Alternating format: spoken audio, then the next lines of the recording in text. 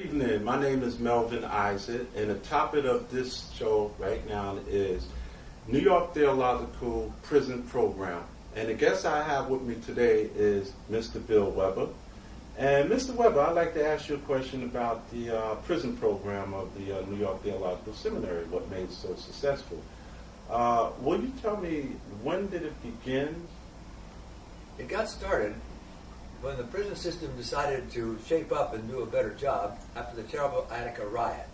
And that for the first time that it was made it possible for inmates in the prisons around the state who wanted to use prison time to make sure they could get a GED and then actually get a college degree. A lot of colleges around New York State discovered that the federal government would pay the tuition through Tablet Pell Grants, so they didn't have to worry about collecting tuition, and it was a win-win situation. A number of colleges made higher education possible for inmates. Inmates got a break, and the colleges came out ahead financially. The problem was, from one sense, a lot of men at summer prison finished college and had excited about education and wanted to do more. 5, 10, 15 years to go before parole, they got together at one of the prisons and decided they wanted to do graduate study. And they talked to the superintendent and others, and they decided, the prison chaplain was a pretty good guy, that maybe they could get a seminary that would offer them a graduate seminary degree. And they'd heard about New York Theological Seminary as an exciting experimental seminary in New York City that had developed a lot of new programs for African American clergy and inner city churches and so on.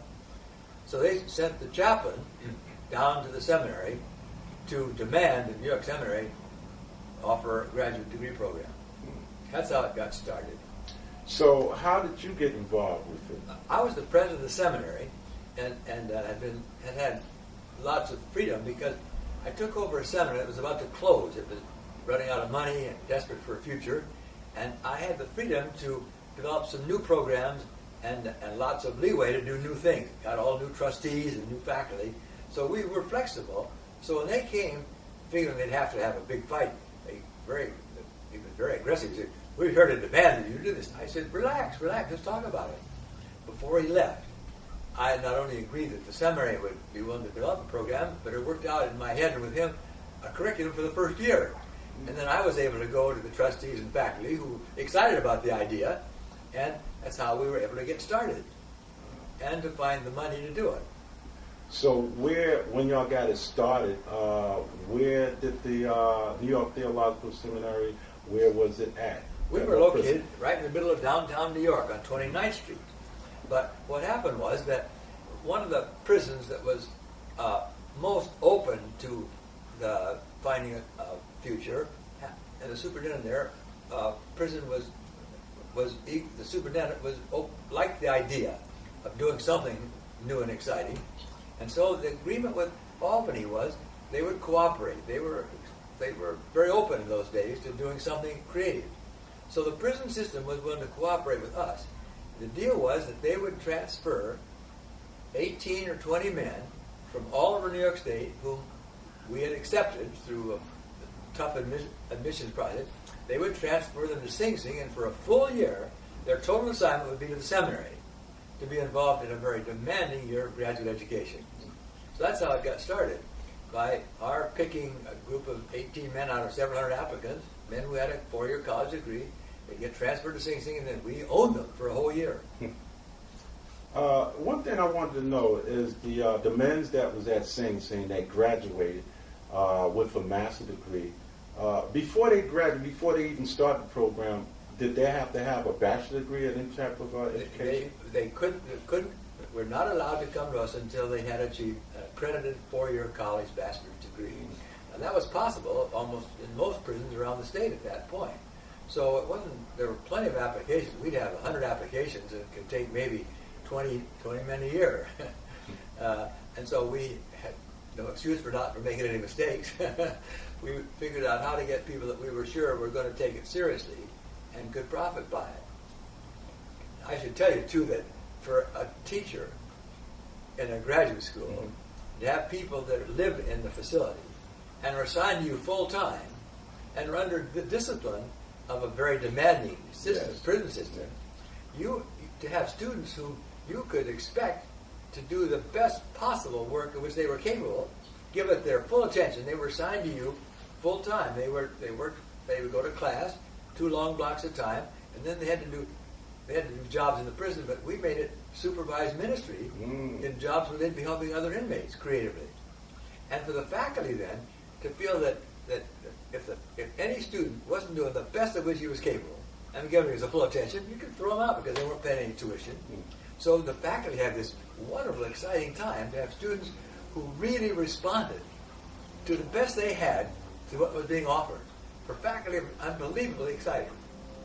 Yeah. And the result was that for the inmates, I think you could say that on the whole, they got an education that money wouldn't buy anyplace else because they were able to give it their full attention. And so the result of this was that you got a group of really sharp guys who went through that program. And your concern was not that they get academic head stuff. The concern was that this was a graduate theologian, that they would grow in their own personal maturity. That they would become all that God intended them to be and figure out what gifts they had that they could use to help other human beings. That God had called them in order to help other people. And they could practice it in prison. That sounds like a saying in the Bible in Jeremiah. Is that I think you know about that saying, and I think it's Jeremiah 29. You remember that saying that they said in the Bible that the Israelites that was brought from one place to another place, that being in prison. Seek the shalom of the city, yes, that's where I have sent you into exile. Yes. And pray to the Lord on his behalf. Yes. For when you seek its welfare, you'll find your own. And I see, when the program began, I didn't know anything about prison, but I figured somewhere in the Bible it's got to talk about prison. So I got out a concordance and looked it up, and there I found, I therefore a prisoner for the Lord. It began. That passage turned out to be a text for what we were doing. Yeah. Here they were like exiles and locked up in this strange prison, all the way from home. They were exiles in prison. And it says, seek the welfare of prison, because if you do, you're going to be better off yourself. Now, you couldn't preach that to them, but I knew that's what I was after. So I made them be involved in jobs helping other inmates, and the focus was on helping them grow to maturity, and it worked. Yeah. Then you can say, hey, we've been living out this passage. Show it to them in the Bible. They say, yeah, that's right, it works, doesn't it? In other words, the scriptures came alive because they helped me discover what to do, but you implemented it before you made it be biblical. You know what I mean? You crept up on the students. One of the things that I see a lot of prison inmates that came out that did finish the New York Theological Seminary and have a master's degree, their success rate is very high. Some years after we've been at this for about, maybe 10 classes, unknown to me, the State Department of Correction hired a very top professional organization to do a recidivism study. So they got a list of all the people that were in the program and tracked them all down. I didn't even know they were doing it until I got the memo. And this organization had done recidivism studies of other programs and so on. And when they sent me a copy, I was intrigued because it said, we think we've done a careful, thorough professional study, but we are really troubled because of the results. And we think we better do some further study to make sure we didn't make a mistake. Because they couldn't believe that it was almost 100% success. They have all the men, by then it was 95 or 100 who'd come out. There only 1 or 2 had been returned to prison. And neither of them for another crime. It was because of some stupid parole violation. In other words, the program had 100% success in eliminating, in giving the men a future. They couldn't believe it. So that actually had a lot to do with you as the president. Well, no, it had to do with the fact that the students were excited because here were a group of college professors and seminary presidents coming in and taking them seriously. We thought they were worth something, you see. I'll never forget. You may not know this, but I've been there about a month at Sing Sing in this big room we had down in the education department. Yes. And a big sign appeared on the wall one day. It was a picture of a little black kid. And it said, listen, kid, you're somebody, because God don't make no shit. Well, yeah, but that said it all, you see. Yes. In a sense, these guys, from the time they've been born, I discovered most of them had been brought up in poverty, in schools that didn't give them a chance, in broken homes, and they had to survive. Here they were, suddenly, they were taken seriously. And here were these outside professors coming in and giving them a whole day a week. And here was the whole institution taking them seriously. And you suddenly, they realized they were good for something. And then you gave them education, which equipped them, because part of their assignment was they had to spend a third of their time in some engagement where they were helping other inmates, helping them in substance abuse programs, or helping them learn to read, or helping them deal with conflict violence. And when they were doing that, the whole thing worked. It helped them realize that they were good for something. And the result was, when they got out, they were able to find, by and large, our graduates have been able to compete with people with a Master of Social Work degree in human services jobs around the city. And we actually got some funds for the seminary a few years, not too many years ago now, where they could be employed by, in effect, a grant called Youth Turn, where they would be employed to work at Youth at Risk in Harlem and East Harlem and Midside, in the neighborhoods where they'd grown up, where they were role models and mentors to kids that were like they had been when they were growing up. And they have done a fantastic job all around New York City, in Harlem, East Harlem, Midside, where they've been able to use their commitment to help other inmates when they get out, to earn a living, be paid to work at this Youth Turn program. And it's been that's been a remarkable program. But they were equipped, but it was really what you might have prepared for by getting an MSW degree. Yeah, that sounds very, very positive to have that program from Sing Sing, the New York Theological Seminary, and also from the beginning of the Exodus, because I believe some of the inmates, when they first come out, that have the degree, they go to Exodus, and I think that's with Julio Medina. Well, what happened was that getting out of Sing Sing, out of prison after being in all those years, it's a really tough deal. Yes. Because when you get out, you're looked upon as an ex-offender. You're labeled by that. And, you know, our prisons in New York State and other places around the country wouldn't be so awful, so inhumanizing, if it weren't for the fact that the press has somehow been able to convince an awful lot of middle-class Americans that there's a certain group of people that are no longer human. They're evil, bad, evil, but you got to put them away in prison, and either, in our state, even put them to death. But you got to get rid of them because they're not human beings. Well, that ethos is very much there. So it's tough when you come out of prison and you're an ex-offender. But we've been able to, so that it's tough. So our guys have a real break because they've got those credentials and they've got our support behind them. But some of those guys, when they got out, began to realize that their brothers, whom they've known and cared for in prison, don't have that background. And that transition, when you get out of prison, the chance of you ending back in within a year or so are 80, 90%. I mean, the statistics. So they decided, I know what we'll do now that we're out. We'll develop a program to help our brothers coming home and making that transition. So it's called the Exodus Transition Program. And it's located not far from here in a church started by the East Harlem Plaza Parish, where I was one of the pastors. They took over an old building there. And the pastor of the church now is a graduate of the Master's program at Sing Sing, who became an ordained United Church of Christ pastor. And they have that whole building over here where they have the churches on Sundays. But they have offices where any inmate coming home from prison, not just graduates of the Master's program, but any, can come there to Exodus, and they will give them, brothers who are out making it, will give them the support they need through counseling and preparation and job, help them get located and have a base of support to make the transition. It's called the Exodus Transition Program. And it's doing very well.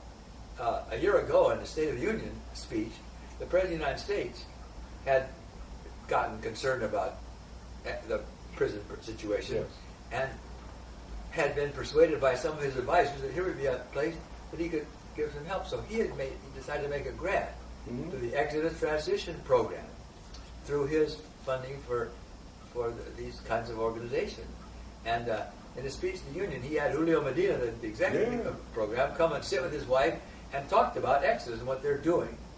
And that's been very helpful because it's given Exodus some solid support to be able to enlarge itself, but also it's enabled them to spend a lot of time not just helping inmates getting out, but helping society realize how prisons basically are not designed to be correction systems but punishment systems, and they don't need to be that way. Yes. That inmates in prison, as they can be given help that enable them to be effective, returned to society as effective citizens. So Exodus is doing a great job, just 3 blocks where we're sitting. Yes, it is. And it's being overwhelmed with all the attention Julio Medina has gotten by the president, but also by the fact now that they are really able to provide that base, that support that enables a man or woman coming home from prison to have a fighting chance, if they're willing to have a future and not end up back in prison again. Yes. That's the Exodus Transition Program. It's one other thing I like to speak about, because I know the Exodus Transition Program is a fabulous program to help men and women that's coming out of prison to provide service with them. But I also notice they do provide, in terms of helping them with their clothing. They give them clothing, a Metro card. They feed them. When you're there, you'll go seriously through their income. They'll give you the support you need through those first months. Yes, yes. So it's a very great program for any prisoner inmate that's just coming back home to the President of the United States picked a good thing to yes, he did. Yes, he did. Yes, he did. But the staff there, Julio Medina is a graduate of the master's program. Yes. His key staff are graduates of the preliminary program. Yes. So they're wonderful because their success means they're role models and mentors. Mm-hmm. They demonstrate that you can make it. You don't have to end up back in prison. They do a fantastic job as a result of that. Yes. Now there's a very great high percentage of the prisoners that did graduate from the New York Theological Seminary, and their success story is enormous. But they also, I heard that they have a website. They're starting one now. They're starting one now. Can you speak on that? Well, I don't know much about it, except that the men who've come home, like yours, these are all eager to make sure they can be helpful and all the way along. And one way was to get in various parts of the city groups where together would be able to be available to help inmates who come back to that area and so on. And then they also want to keep all the graduates and men who come on like to be linked together for mutual support over the years. They're unique in the experience that molded them, and so there's a very strong support group that's designed. Now, the thing that's important, we tried to say in prison, your job is not to help just to help the victims of problems in society, not just to go around and do the kind of social work that helps deal with the victim, but you got to do something about the cause that made him victim. Yes. And to have all if we're not doing something also, to scream bloody murder about the fact that the prison system has got to be a correction system, not a punishment system, and that we enable the programs to come back in. I mean, they killed all the college programs, which had the best results of anything in the prison except for us. To kill funding for college programs is so stupid. Every man or woman that gets a college degree in prison under those Tappan Pell Grants, which was federal fund, saved New York State $50,000 or $100,000 in recidivism. So that the money you spent helping an inmate get an education fiscally is going to save you a lot of money. But for society, you see, that tolerates these prisons, to let an inmate get an education is pretty hard to deal with, you see. And I watched it happen at Sing Sing. There's a book written called New Jack by a reporter that wanted to be what it was like to be a prison officer, guard. He went through the training unknown to them and then got a job at a prison at Sing Sing, and then wrote a book about his experience. And it all became clear to me at once. The whole time they were in boot camp, being prepared to be prison officers, they were taught to remember one thing. You're dealing with the scum of the earth. These are not human beings. You've got to be careful, or you won't survive if you're not very careful. It's a very dangerous place. So, you're this guard. He comes into Sing Sing. He hadn't been to college. He just got a job as a guard. He'd been a working man, and he's trying to put the guys back in their cells. And he says, "Where have you guys been?" They said, "Down the school building." "What the hell have you been doing down there?" He said, "Going to college." Blows his mind. He hasn't been to college, and these scum of the earth he's supposed to be terrified of, they're getting a paid college degree while they're in prison. This is impossible. That's the kind of pressure, and that's why it was possible to kill all the college programs without the kind of resistance that you might have got if you were only concerned about making prisons a place that prepared the men for a future. It's a real tough dynamic, you see, that the pressure, the idea of letting inmates get a college degree is very hard for the staff of the prisons to tolerate when they have it, particularly they don't have one. It's really ironic, you see. Yes, it is. Those are the kind of pressures we're under. Yeah. But when they killed all the college programs, which there are some still have survived in New York State thanks to the colleges digging into it, finding their own money to do it instead of being supported by the federal government. When they killed the college program, the superintendent at the prison called me up and said, "Bill, how can they do something so stupid as this?" He said, "You got 6 graduates here. Why can't they offer courses to other inmates?" Well, I said, "Why couldn't they?" Now, you can't have college courses being taught by inmates. But what I did was, I talked to Albany, and we worked out a deal where our graduates, at Sing Sing, there'd be 15 of them. They would offer a year of courses like the ones they'd taken. And I would get volunteers to come in from the outside, civilians, to be the teacher. Though the inmate might do a good deal of the instruction. But it was a real model to have an inmate teaching with a white suburbanite coming in to teach. And we were able then to work out a curriculum that colleges have been able to accept as college credit.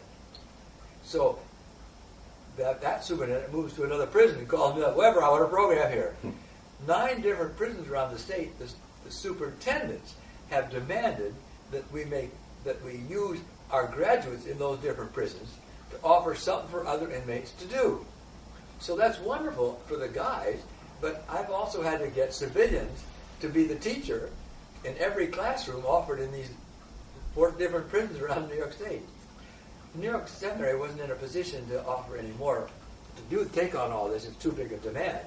They just have to fund that one program. It's hard. But I've been able to get a program set up called Rising Hope, with enough funding all the director and coordinator are all volunteers, retired executives. We've been able now to offer programs using our graduates in 14 different prisons around New York State, and the men are able to acquire when they get out are usually 30 to 40 college credits. Breakwood College has helped us do that, and so on.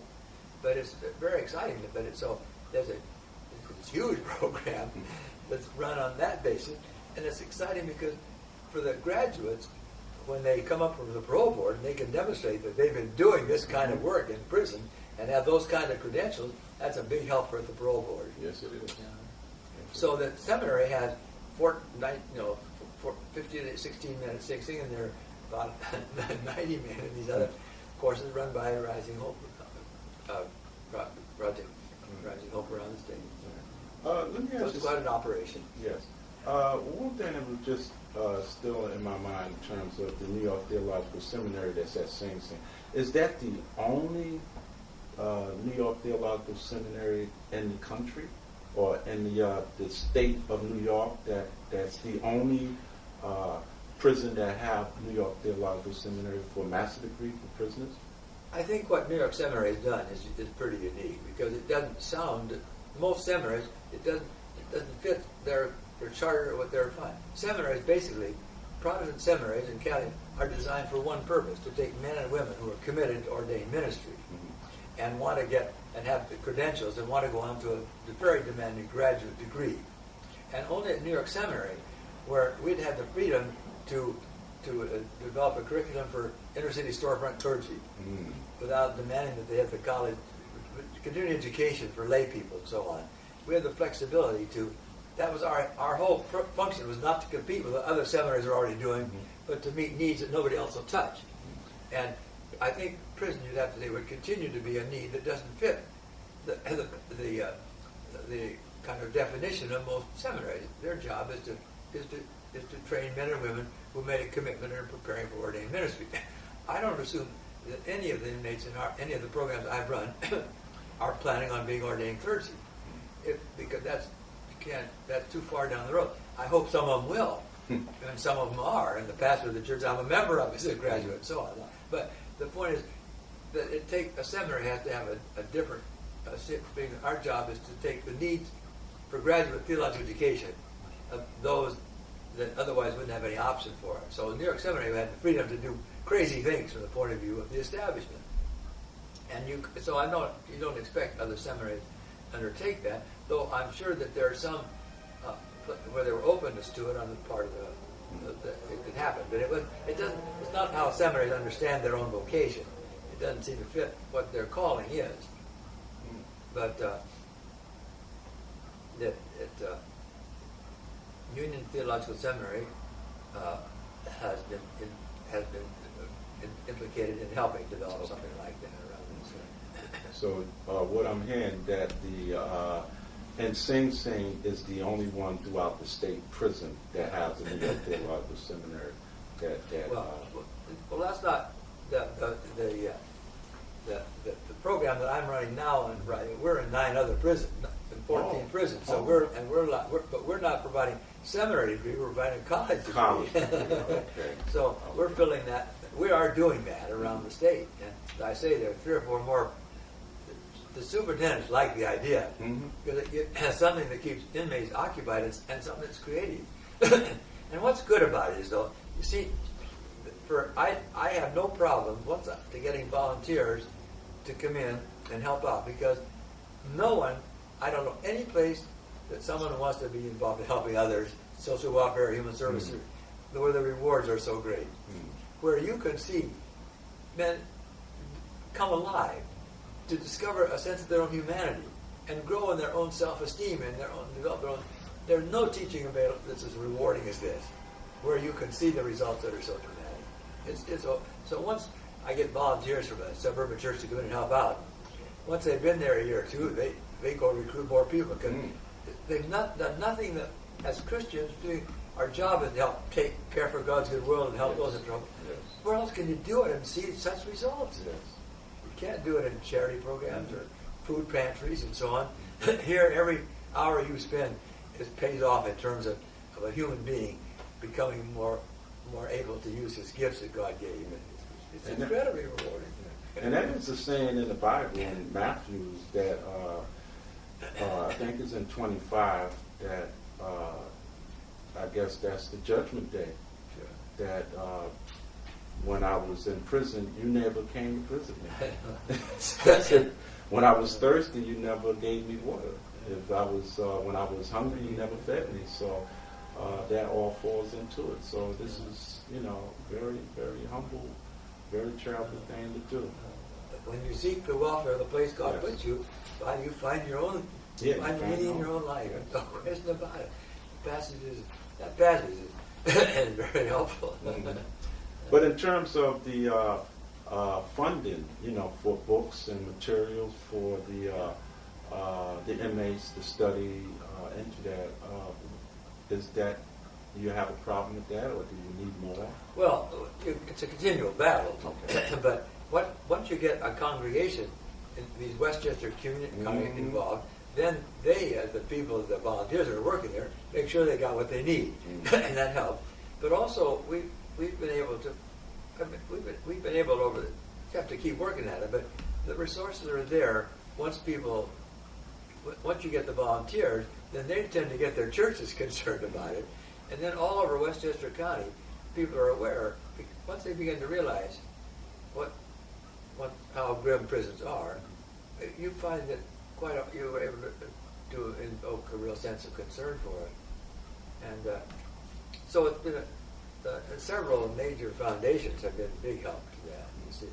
And then we've been able to, lucky to have found number of major congregations that really have made significant contributions to continue Broadway Presbyterian Church, and First Presbyterian Church, a number of the big churches around the city, and recognizing that these are the people that we're ministering to are New York kids.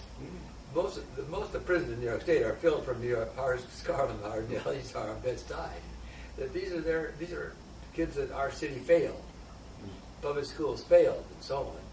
So a number of the congregations have been very open and sensitive about that need to be supportive of these programs, and it's been particularly helpful when people like yourself come out. Yeah. I get invited to lecture at a church or speak.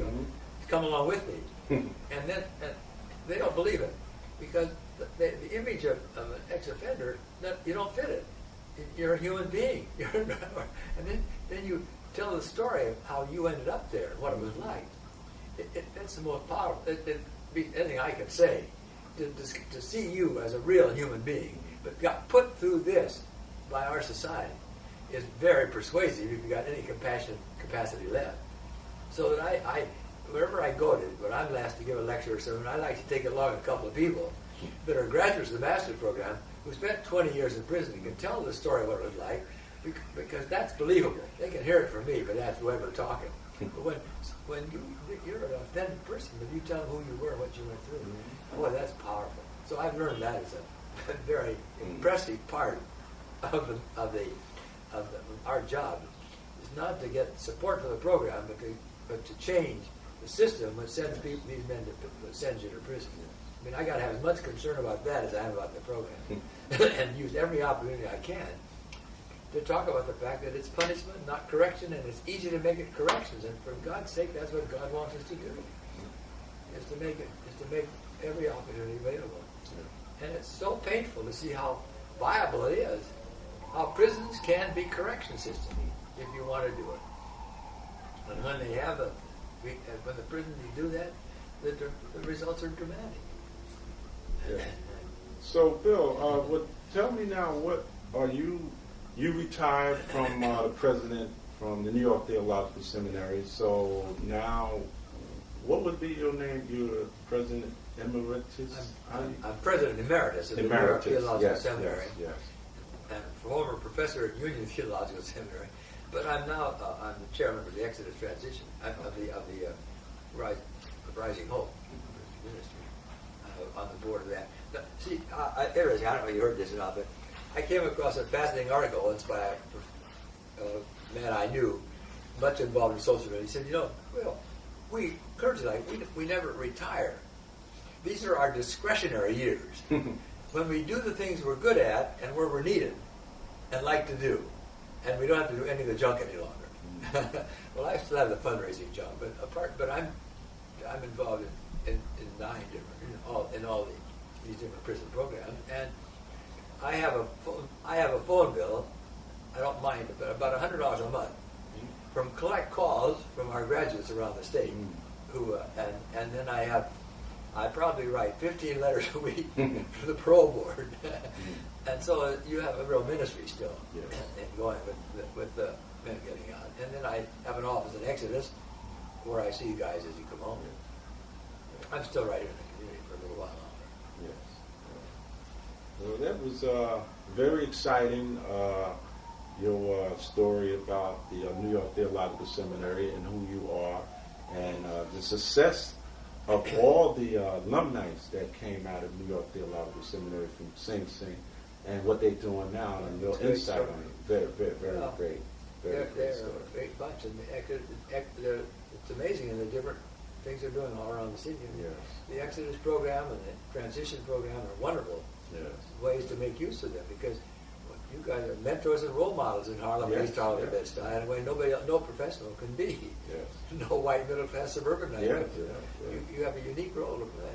Well, in my sense, because I came from Sing Sing, and I met you, and you got me into the program, and it became a success. So I always look at you as my mentor at all times. I'm glad to accept that. Yes, and even when I came out, is when I first got the job with before I got the job with the youth term when I was with Exodus, is how you mentor me Sure. and talk to me and counsel me into, you know, the things to do. So, you know, I'm really proud to be, you know, with you and your character, you know, your integrity. As I say, from our point of view, you can win,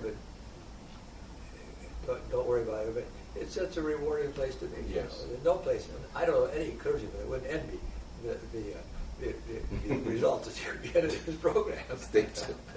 Through, in spite of yourself. Yeah, yeah. No, it's just providing a context in which you can be what God wants Yes, you to be. yes, and it's providing the context, and not that you do something that's unique with it, but you make it, you set it to the way in which you can be what God intended you to be, and it's happened. And it's exciting to see it happen. Well, with Bill Weber, I'm very appreciative. Well. And thank you very much for the interview. And so that's it for our show. Thank you very much for listening.